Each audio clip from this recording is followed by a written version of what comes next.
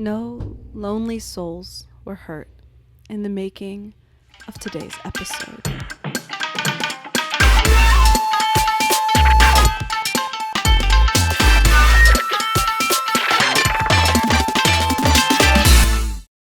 Welcome back to No Ginger. I'm Samar. I'm Ash. We are here, as always, to talk about everything that could possibly go wrong or right in Japan's international community. So I would like to give a big welcome to anyone who's listening for the first time or returning after a few episodes. Thank you so much. We really appreciate your patronage to this establishment, which we have updated. And thanks to your patronage, we have updated our background, which used to just be darkness. And we used to blur the background. And now we have found the light. That's so cheesy. You know, when I actually introduced the studio to two of my sisters, one sister was like, neon lights are dead.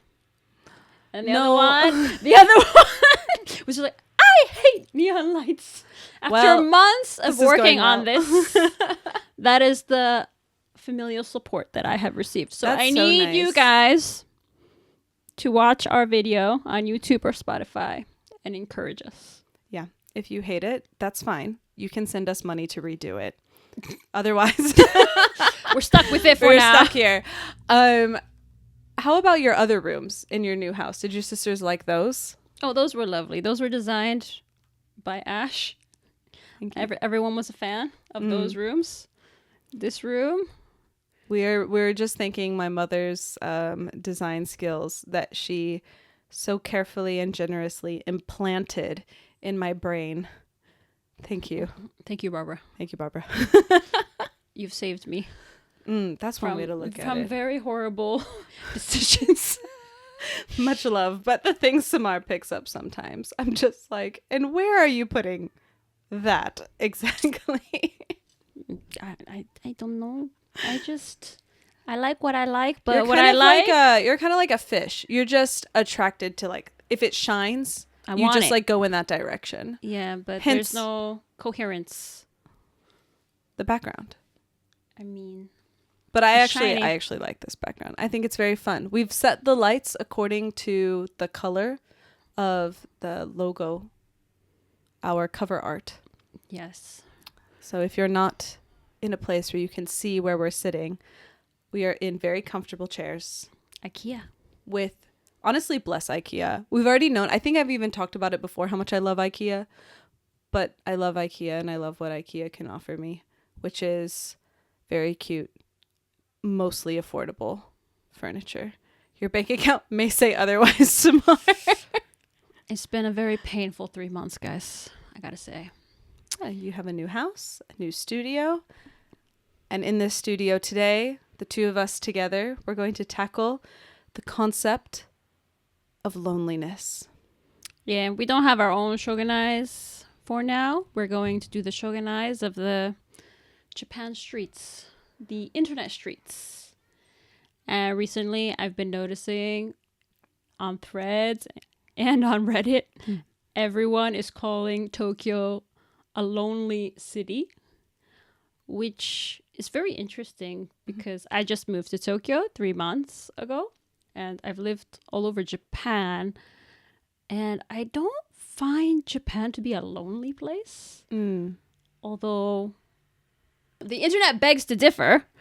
So I don't know. You've lived in Kanto longer than, I guess in Kanagawa, Tokyo, you're always in Tokyo longer than I have been. What do you think? By about a year. But in some ways, I can understand coming from a totally different cultural background of everybody you see as you pass them in the street, you're probably going to greet them in some manner. It doesn't mean that you have to have a long conversation, but you're probably going to just say, hey, good morning, good afternoon, or how are you, whatever. When you go into a restaurant, you will have a chat with the server. We all understand the American tipping culture. We don't have to dig into that.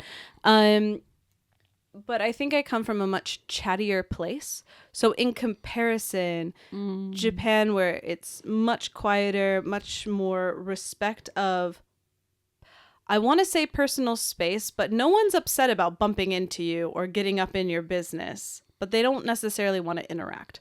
So there's kind of a space of They have a time, place, occasion yes. rule. Yeah. The read the room, Yeah. read the cookie, the Yeah. air rule is so strong that I think there's such a fear of misreading it that can create this feeling of loneliness. It's like an emotional distance that has to exist. So regardless of the physical space, there can be a feeling of an emotional distance between you and even your neighbors who you might pass every day. Like I would see my next door neighbor all the time, and I think I've only said hi like 3 times compared to her 1.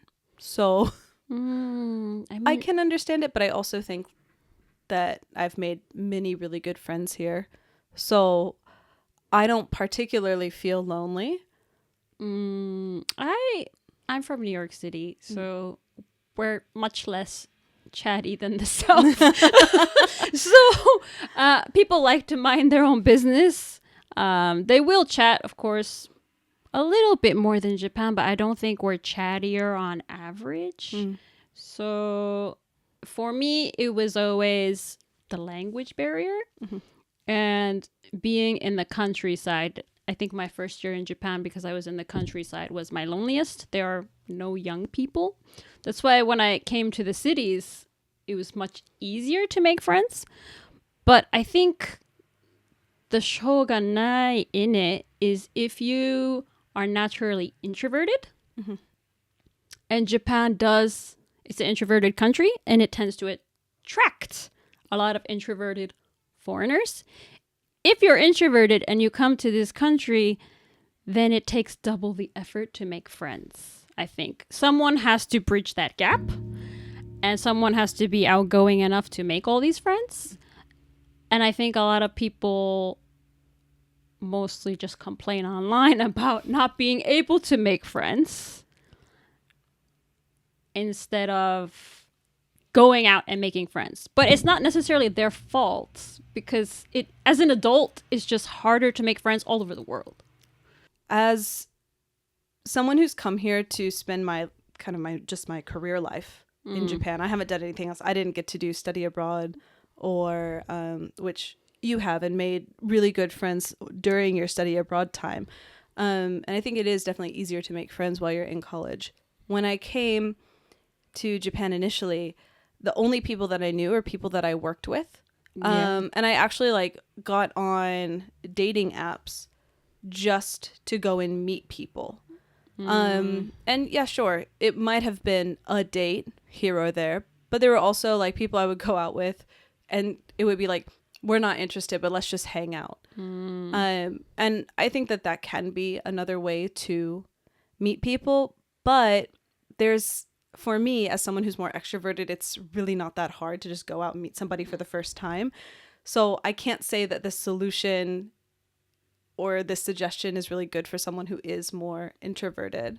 And the way that I am, which is never taking anything that I do seriously, I might have a funny interaction with a staff member at a restaurant just because I'll react in a way that they're not expecting. It's not part of the set script of restaurant interactions in Japan.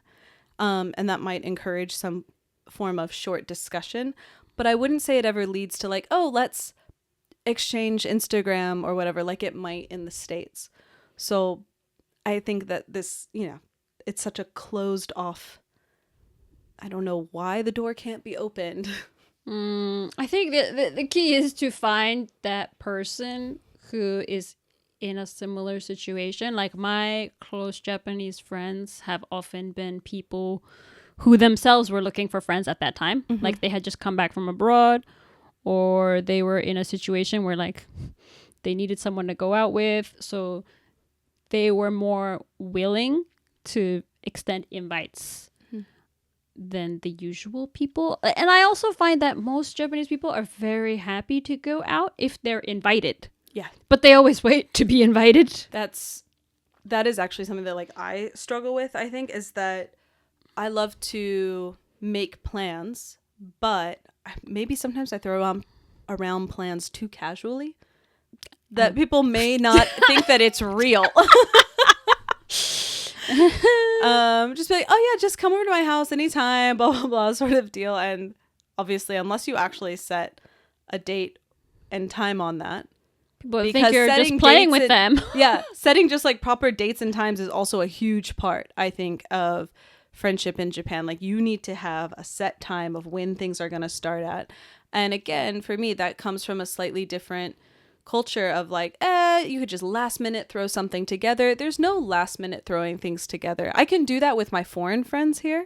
Like, I think people hey, are very free? Offended if you ask them last minute, which is kind of, if you're from a more time lax culture, it's very so rigid and feels like businessy and doesn't feel warm and inviting, but that's just how it is. Right. And then a lot of foreigners are funny here because they get used to that. And then if you don't schedule them in, they are now also offended. I can't win. There's no winning for me. It's either. One of my friends, who was a foreigner, he was telling me, you know, I will not be mad if you ask me to go out the day of, because you are one of my best friends. Which means if someone indicates that if another of his less close friends is like, hey, actually, are you free tonight? Like, let's go get drinks. He's going to be like, no, because you should have thought of me sooner. Fudge up. Yeah, like, you should have had me penciled in like 3 weeks That's ago. so How funny. dare you? Yeah, but I don't do well with this scheduling culture because I can't schedule myself for anything. I am the world's #1 best double booker on the planet. Yeah, you should get her a sash that says that. I'd say actually just tattoo it like right at the corner of my eyebrow. Like, I am double booked. She's so funny. She has a calendar app on her phone. She has a calendar app on her iPad. And I still can't get it right. And I even cross-check them to make sure that they say the same thing. And some people are going to be very, very clever, very technologically advanced and all, and go like, but what if you just used one that was already synced across both platforms? You don't understand. She has a calendar on her wall too. If I tried to do something that just syncs whatever I input on my phone to my computer, to my tablet, then I've only written it down one time. And the only way I could possibly remember that I have something to do is if I write it down like 3 times. Otherwise, I'm just like, oh yeah, I think I'm free tonight. Let's go out. You have 2 other plans. What are you doing? You do not have time. Don't go anywhere. Stay home. Don't stay home. Well, that's only if I'm cooking something and I need everybody else to come and eat it because I've made too much. Everyone, please come to my house. That hasn't been happening recently. I've been getting no leftovers. No love. You didn't come last time when I invited you. But it was too last minute. She already had other plans. She didn't pencil me in. That's quickly enough. You're right. I came up with the idea on a Tuesday and invited people for a Friday. Yeah, it's saying, too late. You can't do that in Japan. It's too late. I'm already booked. I could only have... I still had like 6 guests though, so I think it's enough. It's enough people. They were all foreigners. And they were all foreigners. Which are the correct people when you want to do last minute bookings. Not the Japanese. But no. Hey, do you know what? I realized this. It's even the same thing if you want to make like a lesson schedule. Like you want to study Japanese with somebody, do like a language exchange or whatever. Mm-hmm. I feel I can't work with a consistent schedule because my work schedule itself is different every single day. Like you're working with a much more consistent schedule now. Yeah. But my work schedule every day, what I am teaching and when is different. Mm-hmm. So that being the case, if I want to just schedule Japanese lessons or do a language exchange with somebody, it can't be set at a consistent time every week. So that even kills my study motivation because there's no consistency to it. I just can't afford it. Yeah. My own schedule has backfired against my already bad scheduling skills. Yeah. But I have one thing I can do well. And that is planning trips. I can plan a trip very well. Okay, I'll see you're planning trips for next year. Yeah, I'm working on it. Don't worry. It's already happening. I already forced her to answer budget questions and everything. Yeah, I was very surprised. She just comes in. How long do you have? And how much money? How much money can you afford to go to Thailand? But yeah, what do you think? Loneliness in Tokyo. Shoganai? Shoga I think this is probably the case everywhere, that if you don't find people who match your style of what friendship looks like and your style of what going out is, of course you are going to be lonelier just because you haven't met the people who you jive with. I will say that if you are the type of person who can just casually go to a bar, you're very likely to meet friends. But if you're not a drinker, and I'm not encouraging anyone to become a drinker, but if you're not, I do think that it can be a little bit harder, because sober activities, meeting people for the first time, those are much more few and far between. I recommend fitness activities. That's a good suggestion. That's how I met a lot of my Japanese friends. Martial arts gyms, futsal circles. Those are my homies. I'd like to know, like in comments or other emails, whatever it might be, what you've done to learn, I'd like to know in comments or emails, like what our listeners are doing to meet people, or if they're just sitting at home wondering if we're going to solve their personal problems with this loneliness question. I'm sorry, we're not here to offer solutions. We're just here to figure out if any exist. I think the other thing is just time. It takes a lot of time to make friends. Like even with teaching, when you have the first semester, the students are kind of not used to you and they're kind of cold. And then right after summer break, they come back and then they act like you're their best friend. You're their long lost cousin from another mother or whatever. The way they're like, I missed you so much. Yeah. I wanted to talk with you. I need to tell you my whole summer break. And you're there like, okay, that's nice, but we have to learn something. But on the other hand, I'm not going to stop them. If they want to talk with me, I'm so happy to listen. I think that is just as good of a lesson. Yeah, I mean, it's great, but just no employers, please take that so seriously. I promise I will do the lesson plan. I will do it. But it's like the lukewarm to like the very warm, and it's kind of like the absence makes the heart grow fonder. But it's also like you already spent 3-4 months of seeing each other every week. And I think there's like some study that says like what you need 200 hours of contact to actually become a real friend.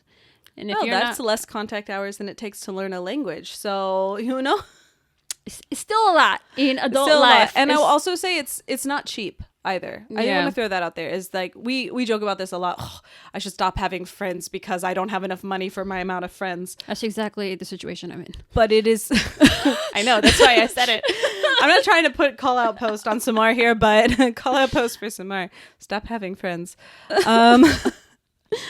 No, but it's true. Like when you want to go out and you really want to enjoy yourself, you don't want to be too stingy about it. I think some people are really off put by people being stingy with their time and their money.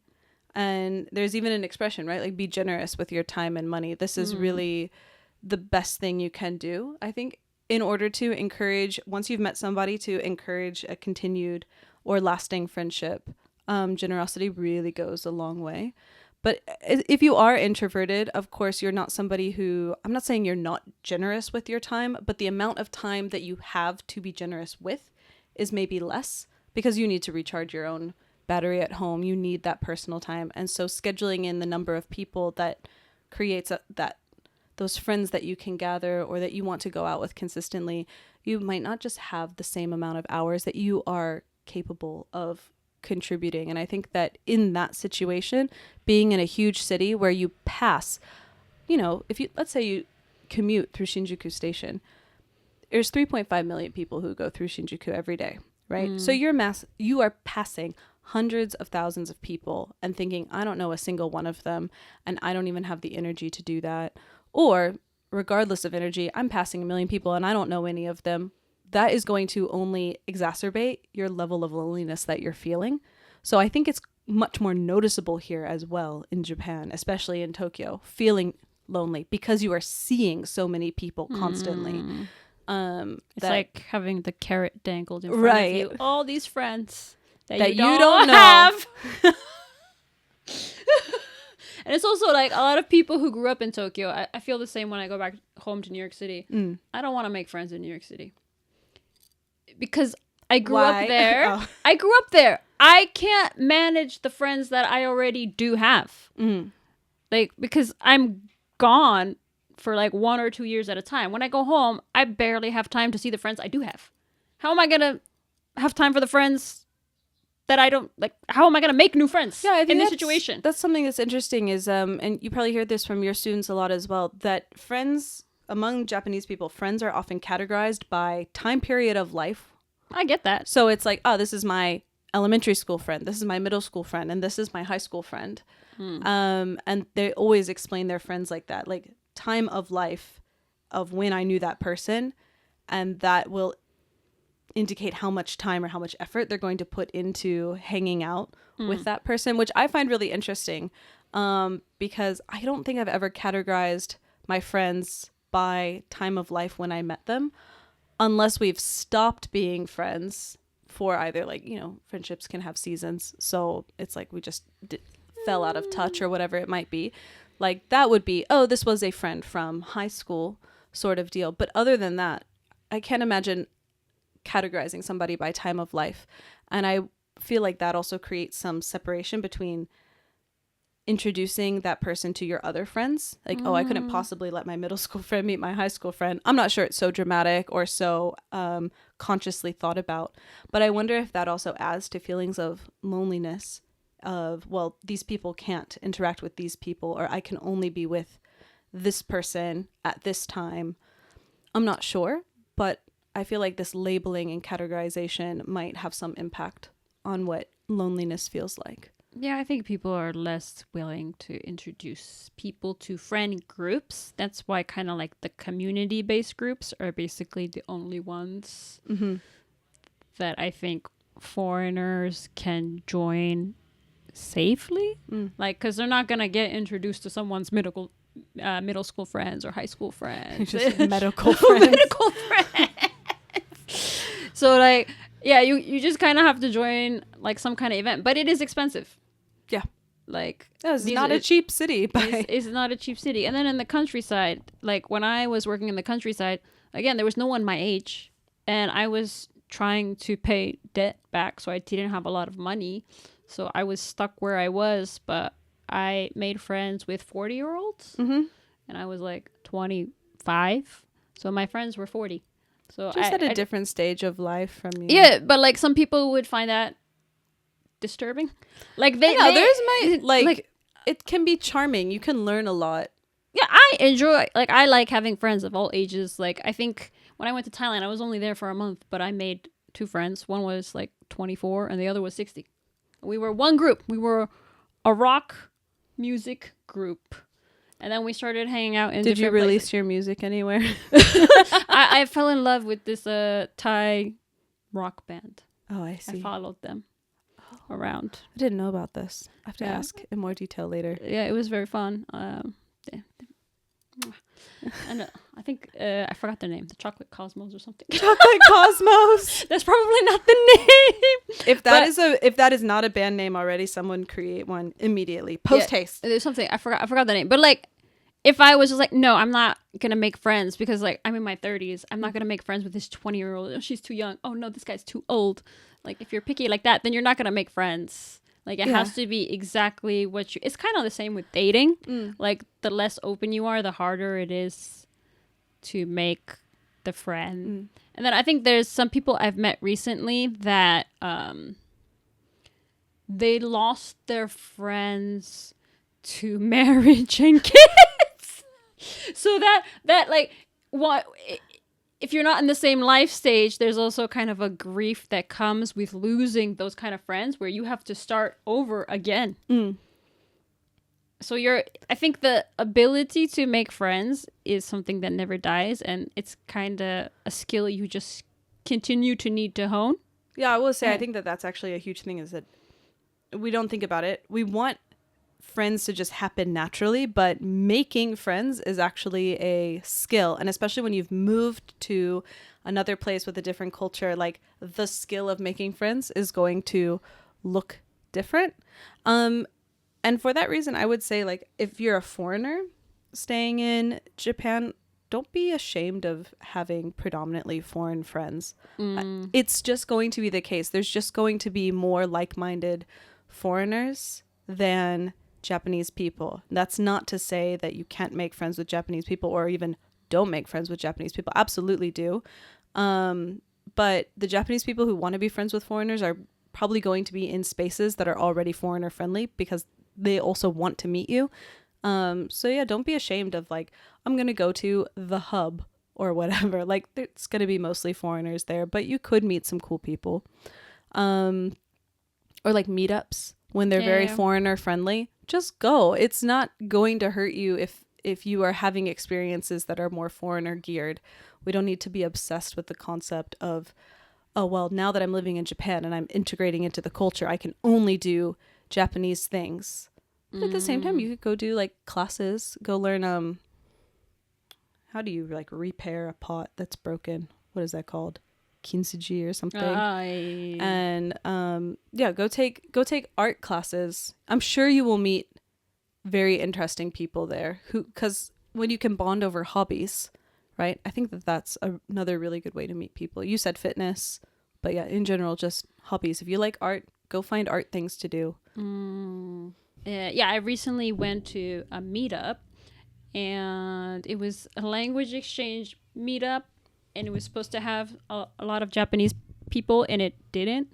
And so this foreigner who had cut me off in line earlier and didn't even notice my existence realized that I could speak Japanese, and he immediately was like, "How did you make Japanese friends?" Like, and that's all he cared about. And I was kind of like... But did he speak Japanese? No, he'd only been here for a very short time. Okay. But he was just interested and seemed like making Japanese friends. Like, that was his MO, which I think is fine. But again, when you're picky about making friends or you're so intent on making friends with only this kind of people, it makes things worse. Because I think a lot of the friends that I have now, I would have never chosen them. Like everyone. When I think you know about who you are. Samar wants you gone. Okay, like me and Toph. If you've watched our previous episode, Toph is our game master, a dear friend of this podcast. But me and Toph did not have like an instant connection of like friends. This is my bestie. We met in school and we barely talked. We talked like 3 times over like a semester of study abroad. That's it. He was just known as the kid who cracked his head. What? He was just known as the kid who cracked his head, and we became friends over the last 4 years together living in Tokyo. Okay. So I 8 years ago would have never thought that this would become one of my closest friends. Like, it's not generally the type I gravitate. Time, right? Yeah. So a lot of friends that I have are people I was pushed together with and just gave a chance again. And of course, they also gave me a chance again and again and again and again. And that's kind of like the magic of friendship. So if you're not in a space where you can interact with someone again and again and again, whether you like them or not, it's harder to make friends because you're not giving people chances. Yeah, we didn't have an amazing glowing start of friendship either. What do you mean? I didn't have any... No, it's just like, it was like, hold up. It is so exactly to your point, because when we met, it was just at work. And then, sure, there was some like friendly interaction, but very much, what is the right term for this? It was... Nerd connection. No, it was just at work. There is a word that I am so desperately trying to think of that I think starts with C, where it's friendly, but it's polite. There's no like coworkers. Well, yeah, we were coworkers, but that's not an adjective, is it? That's a noun. Cooperative. It was congenial, maybe. I don't know. It was congenitive, like a disease. I grew on you. There's no that is antibiotic for actually me. the case. No, because we just kept being in each other's space. I think finally it became an issue of, all right, what the heck? We have to go out. I think somebody had said, "Oh, you like watching K-drama? You've watched K-drama or something to this effect." Nerd so we were connection. like, "Fine, let's go out." And we went out and we did a 1 hour Nomi Hodai that you didn't even go to work the next day because of. I died. And I, for some reason, some godforsaken reason, woke up extra early, was on the train at 5 a.m. to go to work that day. I don't even know how I made it. I don't think I remember the train to work. But it was a great night.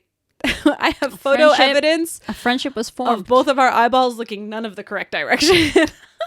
Yeah, but yeah, I never looked at you and thought, oh, my bestie that I will do a podcast with in 5 years. No. No. But I would say after one good round of drinks, there was a connection formed that we could not deny. But even then, it still took like some time, I think, before I would have said we were really close, you know? Yeah, so it's exactly to your point. You have to be in a space where you're consistently, not constantly, but consistently meeting someone. And casual chats are a great way to start. Drinks will speed up the process. Seems to be working out well. Great for us. But yeah, I think you gotta be creative. So I think there's definitely shoga aru for our friends on the streets of Tokyo or in Japan or whatever foreign country you are in, or even what new city you are in. It's really hard to make friends, but it can be done. And I think it's kind of, in some ways, it's a little bit like dating. You're gonna have breakups. Bro, I went on Hello Talk. I met 5 girls. I went on 5 girl dates. They were all disastrous. They were all weird. One girl was like, can you help me get a foreign boyfriend? Would you recommend anyone? Because the guy I was dating, he had a wife and he didn't tell me. Wow. Another one brought an old man to our first friendship date, and he paid for the whole thing, which that's so nice, but I was very confused. I'm confused now. I'm hearing this and I'm confused. So I really worked hard to make my first Japanese friend, who opened so many doors for me and like introduced me to her friends, but it took me like 2 years in Japan before I made a really good friend. Yeah, I think there's really no denying that loneliness is a thing that obviously a ton of people are dealing with. And I think that loneliness can happen even if you already have a large group of friends. You can find ways to feel lonely because you just haven't met that friend or that person that you need to kind of fill the gap. But also friends leave. Yeah. Even you think Japanese people are reliable and they'll be here with you forever. No, these people, they're off. They're gone. They've left all over. All of a sudden. Oh, okay. My close Japanese friends all left Japan. What? No way. Well, except for all of mine moved away from Tokyo, and they've gone off to like tiny prefectures so far away that there's no Shinkansen there. And I feel sad. I only see them just like passing by on Instagram. And I'm like, well, I'm glad that you're happy and healthy and pregnant. Okay. Like that's like, I'm happy for you. But yeah, as soon as there's also that physical distance, it does make it harder to maintain a friendship. And I've even done the same thing. I mean, like, shame on me moving to Japan. There are friends that I thought I would be friends with forever. From the States, like during my master's, is like, because, you know, when you're in higher education, you go through fire together. I thought, oh my gosh, I'll be friends with them forever. And even now, like, we might send a casual message or so to check that everything's okay. But no phone calls? But no, yeah, exactly. Calls? It's like as soon as the phone calls die. I'm that friend that people always say, like, thank you so much for keeping in contact, because I'm always calling somebody. Oh, that's so nice of you. Yeah. But I feel like girl's totally gonna ditch me, and then I'll never hear from her again. No, I laugh about this because, like, if what was it when I went to the States for, I forget, I was off in the States and you were maybe still here or off somewhere. I don't remember. See how good I am. I thought to myself somewhere in there like, should I be texting Samar more? Because I got nothing. it's just no messages. I am deep in my heart somewhere a little bit Japanese in terms of like out of sight, out of mind. Forget it. It's over now. Well, I see where our friendship is going. No, that's why I just have to stay in this podcast studio forever. Never leave. This is why. You guys are here to keep us together. No one look at the chain that she's attached me to this chair by. Okay. Good luck with making friends out there. Let us know if you have any tricks. I was reading on Reddit, someone posted on Jimoti. Bro, Jimoti is kind of awesome. If you want new furniture, or you're trying to get rid of some furniture and you're like, I don't care about money, I just need this thing gone, or I just need to get something, Jimoti is great. Yeah, but they made friends. They put a post out for friends and they made friends that way. I might try it because I've been trying You can get a table and a friend. Combo deal. Jimoti is kind of like Japan's like Craigslist. Exactly. It's sort of someone made friends in their neighborhood. I'm like, I might put a post. I want a friend who can go on walks with me in this neighborhood. Oh, you should just post a picture of your shoes. Why? So that, there's a product walking. Well, you can't like post, calories, so you might as well put shoes.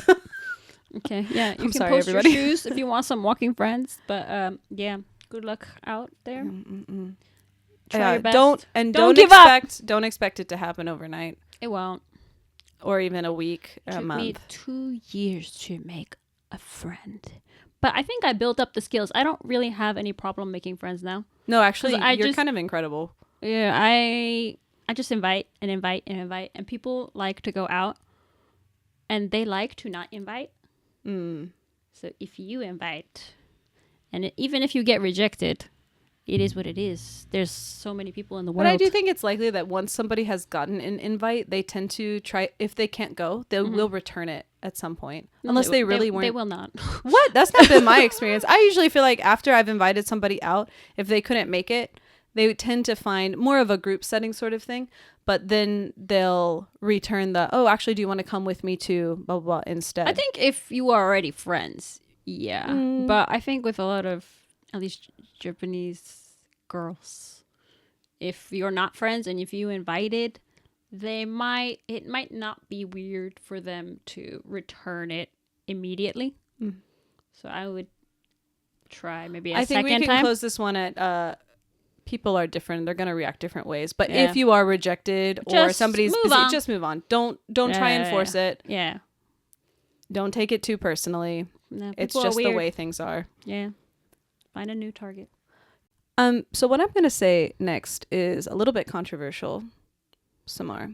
And it's that even though we've only done one thing, which is talk about what's going on, the loneliness epidemic and our personal feelings on it, and offered maybe bad advice, let us know. I think we kind of made it to time. I think it's an episode. I'm going to call it. It's our first Show gaないof the Streets episode. But shoga aru. Yeah. A little bit shoga aru. Yeah. At the end of the day, even if you can't make friends, you'll always have us. Final offer. If you really desperately need a friend in Tokyo, you know our Instagram. And you have our email. And we are here to support you. And both of us really like coffee and drinks and things like that. So, whatever. Build your network.